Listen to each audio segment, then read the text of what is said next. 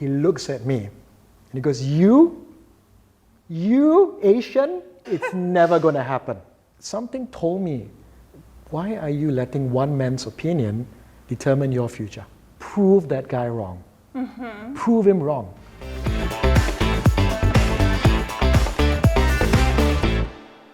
Hello and welcome to another episode of YanaTV. Today our guest is Dr. Jerome Joseph, who is ranked #2 in the world as global brand thought leader. He is the author of 8 books, spoke in 37 countries. He has more than 26 years of experience and helped more than 1,000 brands around the world. Dr. Jerome, such a pleasure to have you in the studio with us today. I'm excited to be here, yeah. My first question to you would be today, how did you start your professional journey? In the early 1990s, so like 95, 94, I got my first job in Australia. Worked in branding, got really excited, loved branding so much. And I progressed during there. And over the past 26 plus years, I've really immersed myself in the world of branding. So I started my career in the early 90s.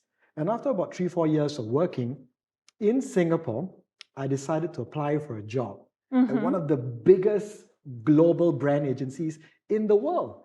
Now I go in with this vision, right? So my vision was to be the best in the world when it came to branding, even at a young, tender age. I go in for an interview, and I'm not going to mention his name. Let's call him John.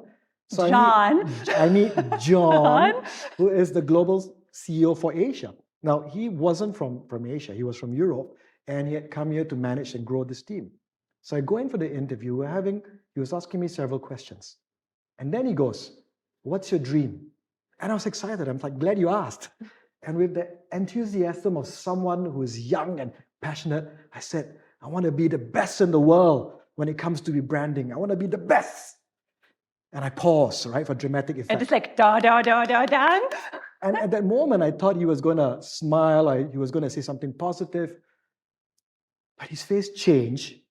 And then he went from something like from disbelief to laughter. So he went, I mean, seriously, I was looking at him and he was going crazy. And I recognized sarcasm.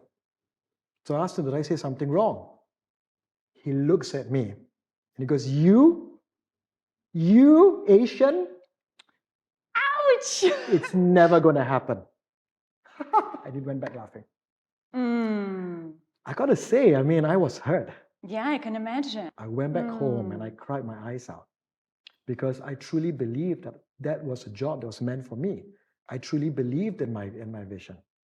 And when you had someone who's senior and someone who I look up to, right? Because as a global CEO, I thought that he would have been a lot more motivating. And it destroyed me for days. I lay in bed crying and I said, that's it. I don't want to do branding anymore. What's the point? I think I'm useless. I'm Asian. But after a few days, something hit me though. Something told me, why are you letting one man's opinion determine your future? Why are you wallowing in self-pity? Prove that guy wrong. Prove him wrong. The thing about me is that my whole life I've been obsessed with branding. Even at 7 years old, right? I used to look at ad campaigns and I immerse myself by looking at, when I buy a magazine, I'm interested in the ad. When I was 14, my internship was in an ad agency. So I've been obsessed with branding my entire life. It's like in your DNA. It's in my DNA. Who you are. Right? It's in my DNA. And everything that I studied, my master's, everything has been in this. And it hurt, but it was also something which I realized that I needed to prove him wrong. Not so much to prove him wrong, but also to prove that I could do it. To yourself, first of all. To myself, and also to every Asian who has been put down in the world. And I've experienced many Asians who've been told that they're not good enough. And so I went out there and I worked really hard.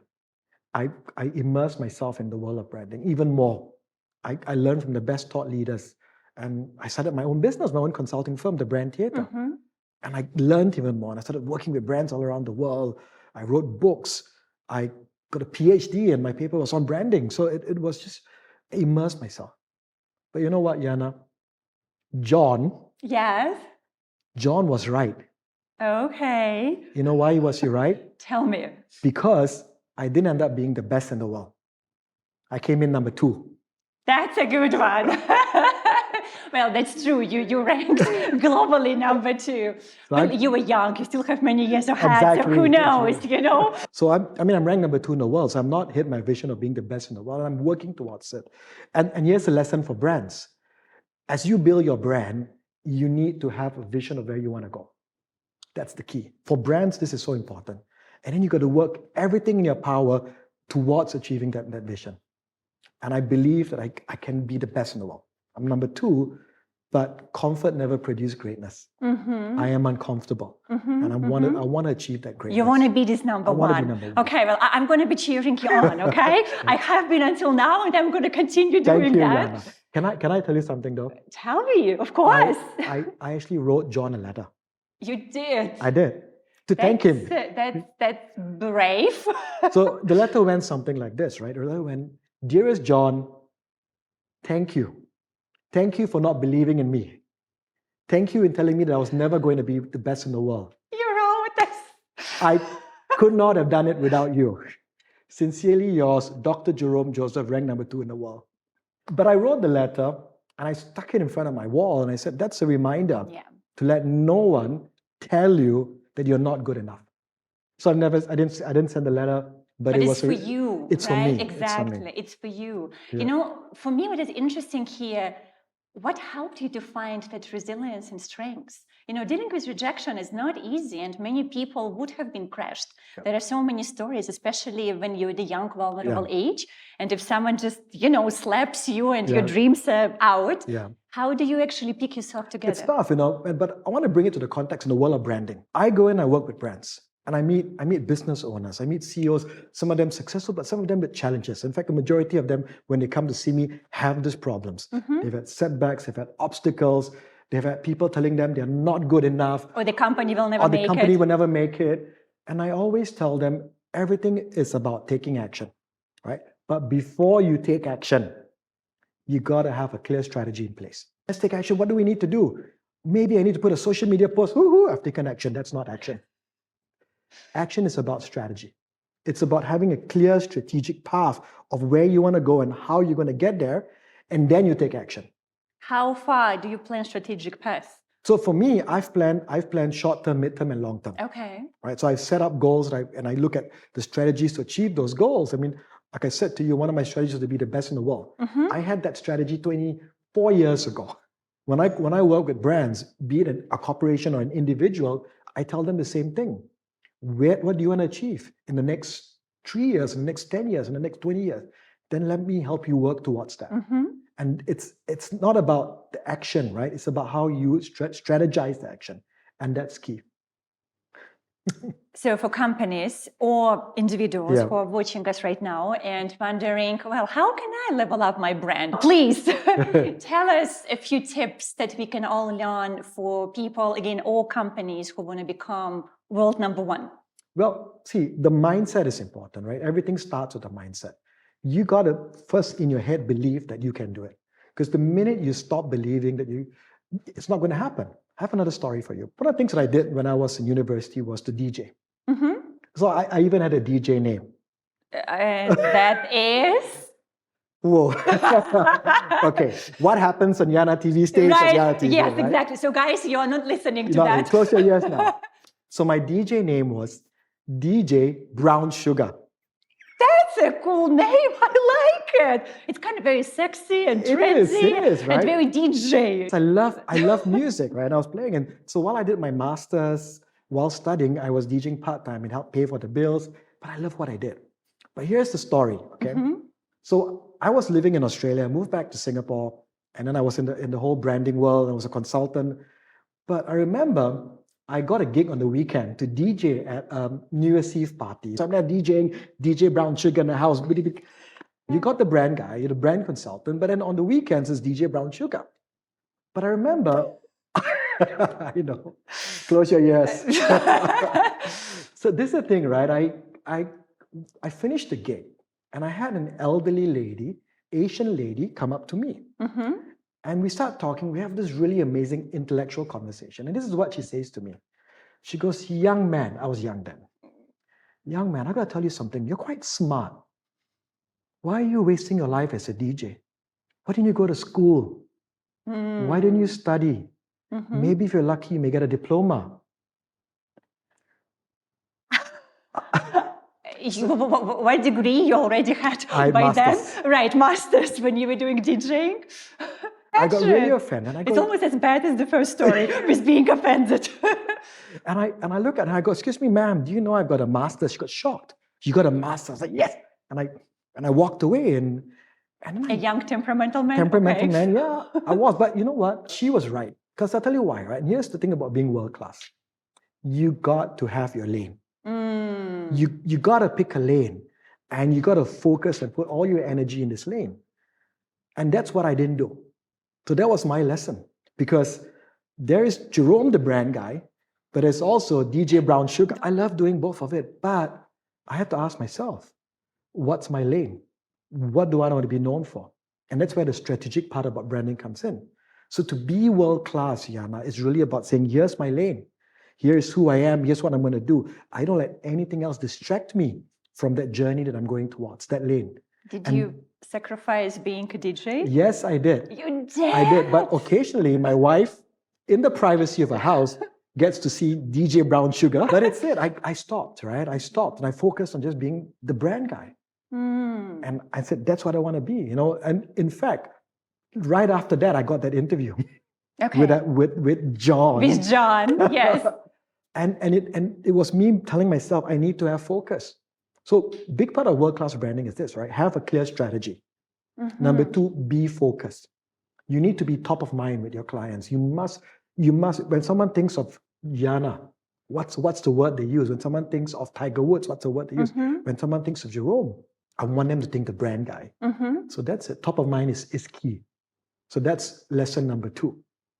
I like what you're doing, right? Because you are still in your lane.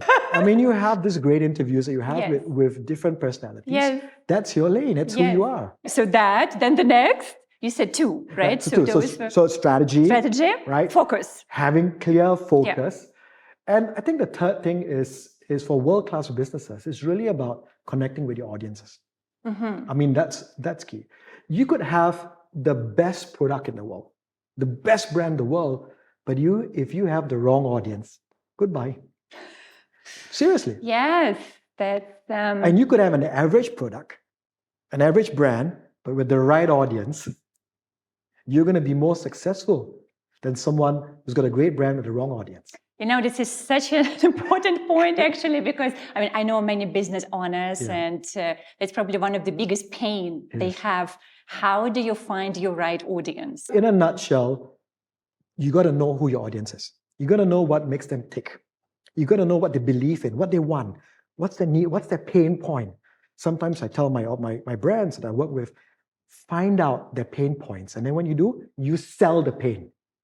You sell the pain back to them, saying, if you don't work with me, here's what's going to happen to you, the pain, and here's a solution that I have for you. What's missing is people sell the product. So they go, here's the product, buy my product. That's what traditional marketing tells you. But what you need to be selling is, you're not selling the product.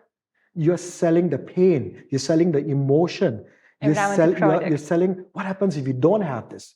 That's what you're selling. You've got all these pains, let my product make a difference for your pain. That's the future of branding. That's what people need to be focused on.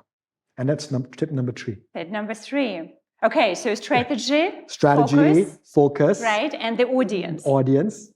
The 4th one is about visibility. Okay. Visibility married with credibility. What do I mean by that? I like what you're doing, Yana, because this is a great... Thank you. You're welcome. Because this is an example of how you create visibility. At the same time, you are also using a lot of credibility. So you pick the guests that you pick. People like him, right? Clearly. And then you have credibility by the conversations. And I've seen YanaTV, and I know what amazing guests that you have. So I'm privileged to be here. So it's also impacting my credibility too, right? So it's 2 things, right? It's visibility and credibility. you need to find ways to be as visible as you can in the marketplace, at the same time be as credible. So, and it boils down to one simple thing. The more you are seen, the more top of mind you become. And the more credible you are, easier it is for people to trust you. I'll give you a simple example. Last week, I got called in for a meeting. Now, when I step in the room, there were 3 people there to meet me. They all have heard everything about me because they've Googled me, they've checked my profile, they've seen everything. So when I start up the meeting, this is a sales pitch. I'm already have one step advantage above anyone else because I've got high visibility and I've got high credibility. Meaning that the meeting now becomes so much more easy. So credibility and visibility is tip number 4. You know, we like round numbers, Jerome. So there has to be 5. So give us one more. Okay, let's make it 5 and we move on. Right, so the power of 5. Let's talk about the power of emotions. Okay, I like that one. Right? Yeah, that's a great rounding. So emotions, so remember this, right? People buy based on emotion and justify with logic. With the logic, yes, yes. Why do you wear this dress?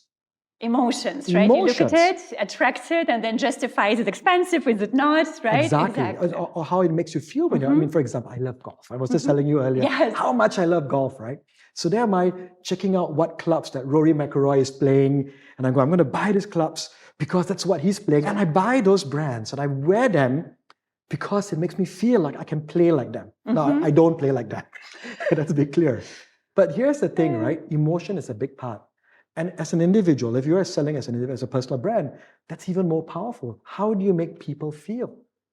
What kind of emotion? If I meet a Yana, if I meet a Jerome, what is the emotion that you want to leave behind? So when people meet me, the emotion I want them to have is that Jerome has added value to their life.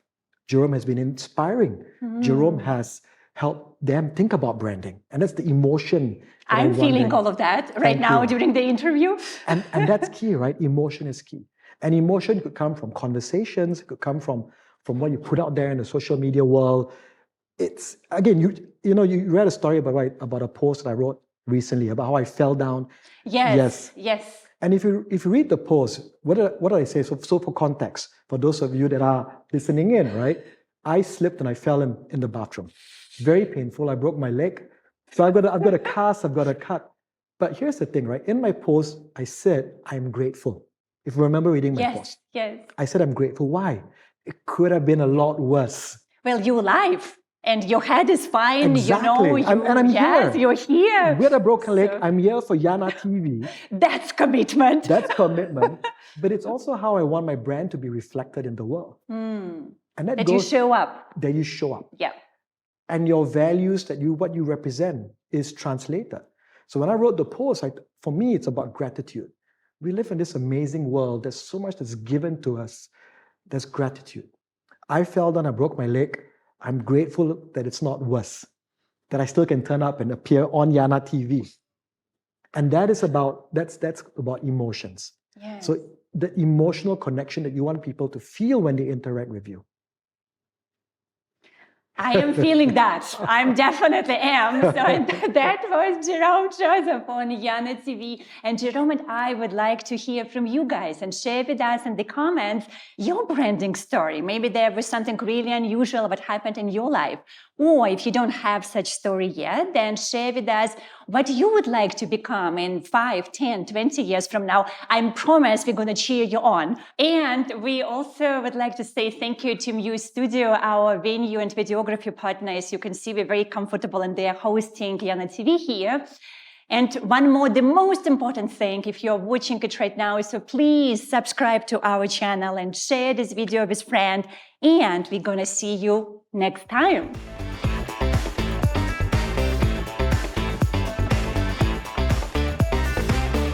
YanaTV, look, you even have your own mugs. I know, look at us. Branding right down there. Exactly. I said branding expert coming. We need to have some branding.